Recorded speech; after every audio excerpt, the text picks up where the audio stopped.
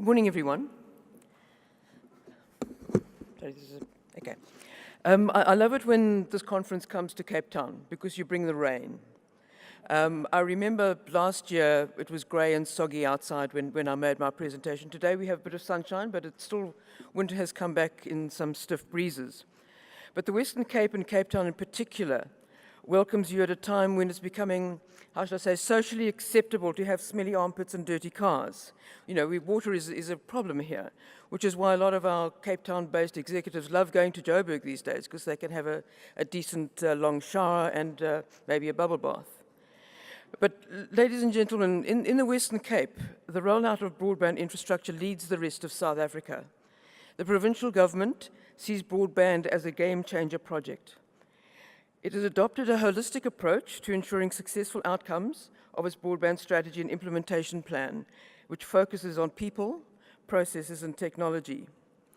The approach the Western Cape government has taken aligns with the National Development Plan and National Government's SIP 15.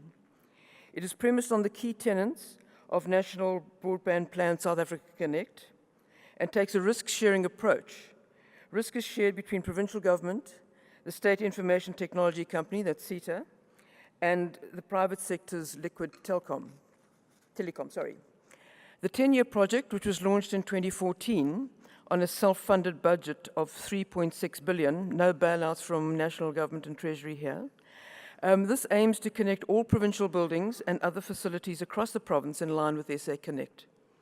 The province uses SITA service to provide this capability. SITA has performed admirably to help the provincial government in its broadband game changer. This is an unintended consequence of a conflict between the Democratic Alliance-governed Western Cape and the ANC national government-owned SITA. At the time of the game changer was being planned, SITA was in dire straits. It was rotten with corruption and mismanagement, and national and provincial government, which are obliged by law to procure IT services through SITA, were in revolt against its lousy service. A number of government departments lobbied for government to change the law so they could seek IT services independently of SITA. Understanding the critical importance of efficient broadband to the delivery of government service, not only to urban areas, but across our deep rural areas, which we have plenty of in the Cape, the Western Cape decided to sort of sail pretty close to the wind, seek IT services from anyone other than SITA.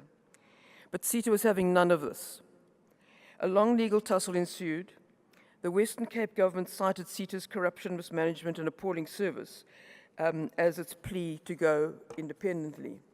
But SITA held the loaded gun of law against the Western Cape, and to avoid a long, drawn-out court case, government buckled and brought SITA onto the project. It ensured that SITA had a clear understanding of who the customer was, that there were high expectations to be met, and that it would be managed with an iron fist. About the same time, citizen pressure on lousy government services delivered by national government departments woke up government, and it changed SITA's top management.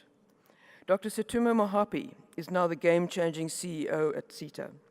While he still has a long way to go in turning around the many dysfunctional government IT systems, SITA's involvement in the Western Cape Broadband Project has justifiably earned it bragging rights. Let me share with you some of the province-wide highlights of the Game Changer project. As at September 25, that's 10 days ago, over 1,200 schools have been provided with broadband infrastructure, which is connected to a dedicated schools network. Of these schools, 1,139 have fully functional broadband services activated, with the remainder being addressed before the end of this calendar year. This service is underpinned by a 1,500 megabits internet link, making it SITA's largest single consumer of internet services in South Africa. This supports the best e-education project in government schools in the country. 200 rural libraries and museums have been provided with broadband connectivity and have a dedicated network with 150 MIPS internet link. More than 400 corporate sites, such as administration buildings, hospitals, community health centers, have been provided with broadband connectivity on a dedicated network with a 500 megabits internet link, making it SITA's second largest consumer of internet services. The Western Cape has 25 points of presence which have been established, linking 570 kilometers of long-distance fiber. 1,460 wireless sites have been established. 407 fiber sites have been established. 9 local contractors were used to roll out fiber, which shows that we support smaller business operators, even in our smallest towns. 4 Western Cape members of the Wireless Access Providers Association have been used. Access to public Wi-Fi gets cheaper the more you use it.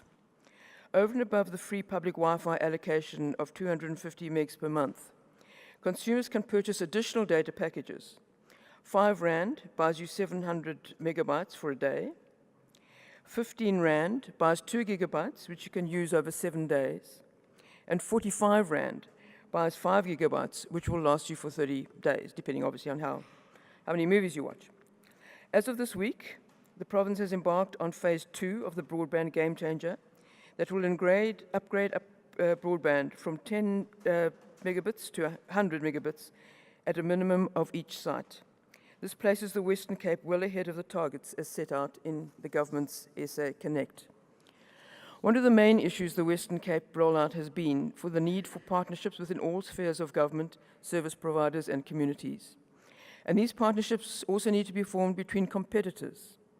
In an effort to rapidly deploy networks, short-circuit the Whaley's bottleneck and drive down the cost of connection, rivals need to be more accommodating in sharing infrastructure. Our infrastructure development needs are ever growing. There is plenty opportunity for growth and sharing, for innovation and new opportunities, as uses for the internet evolve by leaps and bounds. Hawaii's Global Connectivity Index of 2017 compares data across 50 countries. It divides these into starter, adopter, and front-runner nations. South Africa is classified low down on the rankings of adopter nations, so we're sort of low down in the middle. The report echoes much of what has been said in the opening speech here yesterday, that broadband connectivity is no longer the ultimate goal. It is simply the first step to build ICT infrastructure on platforms on which to deploy what the report calls the other 4 core technologies: cloud services, data centers, big data, and the Internet of Things. For nations to grasp the economic impact of exploiting these core technologies, a huge investment in infrastructure must be made. I think we're all tired of hearing the old World Bank stats on the contribution of ICT investment to GDP. But the Hawaii report states that for every $1 of additional ICT infrastructure spend, $3 could be added to a nation's GDP. And South Africa's GDP, I'm not quite sure what it is at the moment. I think it's about 4 trillion, maybe more. But so that's a significant amount of money that could be generated. This is significant money. It illustrates an extensive field of play for everyone. Those service providers with considerable heft and clout, and those agile entrepreneurs with an innovative edge. And South Africa's technology industry, as we all know from history, is probably got to be one of the most innovative and nimble operators around. They get things done. And so we rely on them to come to the fore with good ideas for our internet structures. Before infrastructure investment happens on the scale South Africa needs, government must entrench investment-friendly policy certainty. And the ICT white paper that is currently being massaged into legislation doesn't do this. It is in this environment that we need a strong and independent regulator and competition commission to guard against monopolies and duopolies, to ensure a competitive environment that is conducive to enterprise incubation and consumer choice. There also needs to be encouragement to share facilities at a fair rate of return. The era of the infrastructure land grab is changing, and new products and services that make infrastructure sharing a viable proposition are surely in the pipeline. Gated communities, which have been easy picking for network providers, need to be more conscious of the fact that giving exclusive access to one provider curtails their residents' choice and makes it difficult for those people to change suppliers should service levels drop. This view is contrary to a recent court judgment that denied an alternative network provider access to a gated community already serviced by a rival. I trust this judgment is being appealed, as free market competition and consumers' freedom of choice are cornerstones for a successful economy. I often think we forget who the customer is. Access to the internet has been the greatest liberator of our age. Most of us here are the first generation of emerging internet users. We have been dazzled by the technology, chased bubbles, and changed our culture, the way we build communities of like-minded people across the world and conduct business. We bear the scars of putting too much personal information out there, attracting trolls who relish misinterpreting our tweets or bully us and our children. We are also aware that becoming addicted to liking everything that comes our way, unthinkingly agreeing to have our location tracked or be sent marketing bump is grist to the algorithmic mill. And by our actions, we gain a data persona for retail consumption or Big Brother surveillance and manipulation. But as we mature into consenting internet adults, animated citizens are drawing lines in the sand about their rights, access and privacy. And this is pressuring lawmakers to develop data protection legislation or seek further ways to invade our privacy through back doors. Much of this activism can be contributed to that well-known Moscow resident, Edward Snowden. He released drafts of documents proving the extent the US and UK governments illegally surveil their citizens. US cyber guru Bruce Schneier calculated in December 2014, a year after Snowden's first revelations, that 706 million people changed their internet behavior to protect their privacy and security in reaction to the Snowden revelations. He extrapolated this from an international survey on internet security and trust conducted across 24 countries. Since then, citizen distrust of big government and big corporate information gathering, particularly through social media sites, has escalated. And this is justified as many governments, fearing electoral challenges, use the information gathered via online actions to crack down on political dissent and opponents. And many people find their retail behavior makes them prey to unknown hawkers and stalkers. Network users are no longer the customers. We are the products that service providers, banks, retailers, and others sell to any willing buyer. Most of us are unaware or too rushed to read the small print in the terms of usage of the sites we visit to grasp the impact of our willing surrender of personal data. Last week I attended in Johannesburg African Internet Governance Forum meeting, which was great. There were representatives from all over Africa, South Sudan, we didn't even think they had an internet there, Cameroon, which has been one of our main internet controversy sites this year. And they had wonderful stories to share, and they have wonderful, wonderful innovation. Government shuts you down, we're going to pop up somewhere else. And they've done it well. And in Cameroon, they've had, at the landing station on the coast of Cameroon, government went in to shut down the system with automatic rifles. I mean, they didn't shut it down with automatic rifles, but the people who were there had to switch it off because they had guns to their heads. And as an aside at the conference, I heard a lovely anecdote of a project of test of user savvy. It was a free Wi site set itself up in one of the main tourist areas of London. One of the terms of usage was that customers would cede ownership of their firstborn to some dark force. It seems that people were on the site, using the site, were only too happy to click away their children. So users need to be more aware of their responsibilities for the information they share online. The companies that operate on the internet need to be mindful of their responsibilities and treat customers with respect and protect their rights. There is increasing activism against major social media platforms and corporations to be transparent about how they gather and use customer information, as well as the steps they take to prevent abuse of what information they keep on their customers. They need to publish information of what customer information has been shared with law enforcement agencies. They need to be assertive in interrogating warrants for this information to maybe challenge the reasons for them. And in this instance, I think that our judiciary needs education to understand what warrants are asking for and to actually interrogate them, not just sort of rubber stamp them. Because there have been incidents of where police or law enforcement agencies have misled judges and got cell phone records from an investigative journalist, and some of those journalists' contacts are no longer alive. And so, the judge needs to say, hang on, is this feasible? The reason for this warrant, is it feasible? And judges, I think, as all of us who, when we were first new to technology, a little bamboozled by it all, and tend to think, well, these guys know what they're doing, so let them get on with it. But customer voices will get louder as business and government exploit the possibilities of the cloud, big data, and the Internet of Things, as personal information and activities recorded by these platforms becomes fodder for exploitation.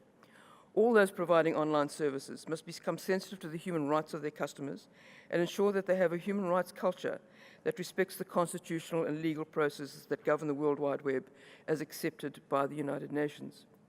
Each service provider along the Internet supply chain, from user device through ISPs, network providers, Internet exchange points, cable landing stations, and satellites, must make a human rights-based commitment to protecting their customers as best they can within local laws and international agreements.